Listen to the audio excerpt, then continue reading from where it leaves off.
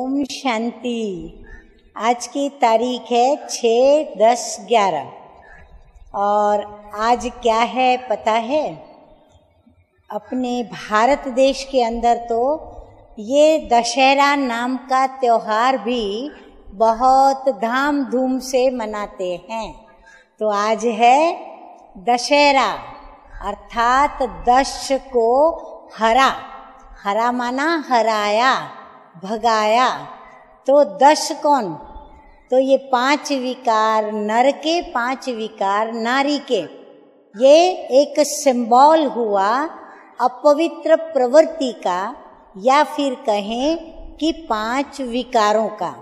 तो 5 विकार नर के, 5 विकार नारी के, और दोनों का मिलाकर प्रवृत्ति का, अपवित्र प्रवृत्ति का सिंबल हुआ रावण।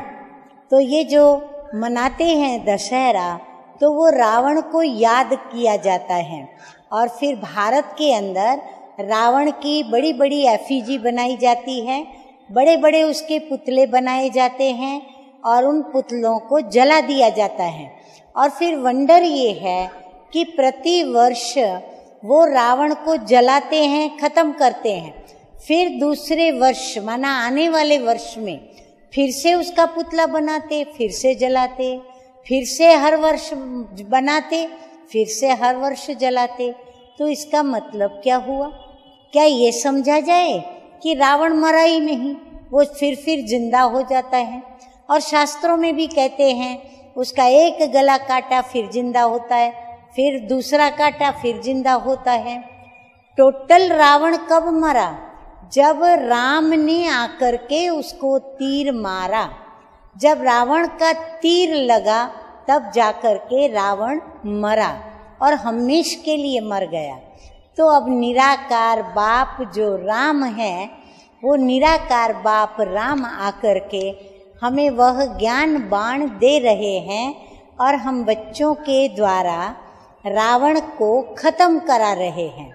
और फिर रावण को प्रति वर्ष जब जब पुतला बनाया जाता है तो उसकी जो हाइट है वो बढ़ाई जाती है, अर्थात उसकी उम्र बढ़ती जाती है। मरता नहीं, इसका मतलब क्या हुआ? वो उसकी उम्र बढ़ती जा रही है।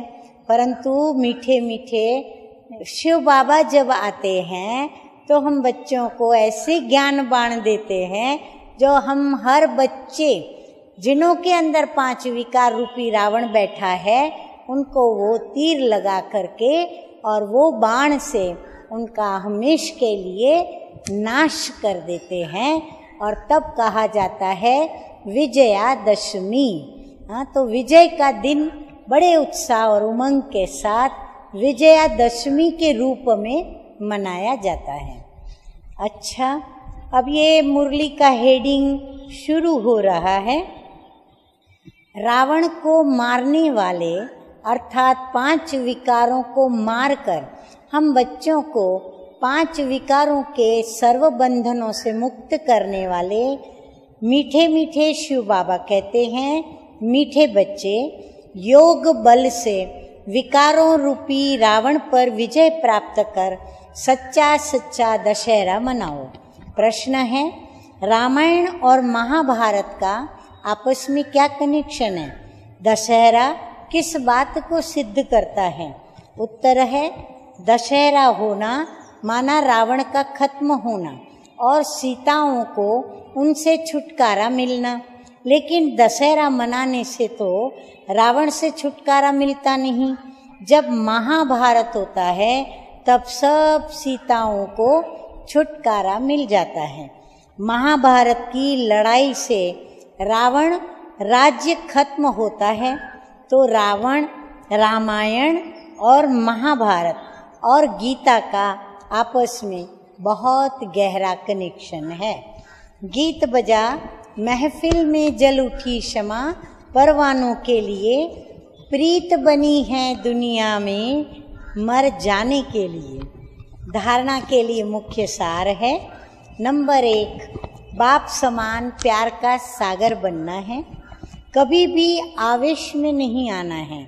अपनी ज़बान बड़ी मीठी रखनी है और सबको राज़ी करना है।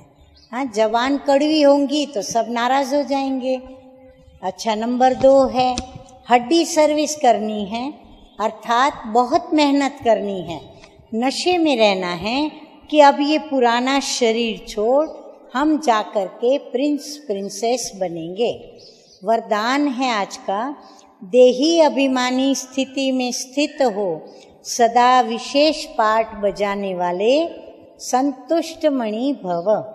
जो बच्चे विशेष पाठधारी हैं उनकी हर एक्ट विशेष होती, कोई भी कर्म उनका साधारण नहीं होता। साधारण आत्मा कोई भी कर्म देह अभिमानी होकर करेगी और विशेष आत्मा देही अभिमानी बन करके करेगी। ये अंतर है दोनों के अंदर।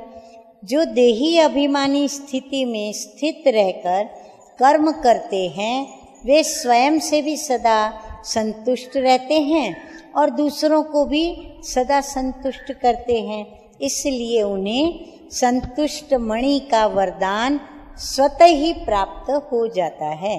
स्लोगन है आज का, प्रयोगी आत्मा बन योग के प्रयोग से सर्व खजानों को बढ़ाते चलो। अच्छा, मीठे मीठे सिकी लदे बच्चों प्रति माता पिता बाप दादा का याद प्यार और गुड मॉर्निंग। रूहानी बाप की रूहानी बच्चों को नमस्ते। हम रूहानी बच्चों का रूहानी बाप दादा को याद प्यार, गुड मॉर्निंग और नमस्ते नमस्ते। ओम शांति, ओम शांति।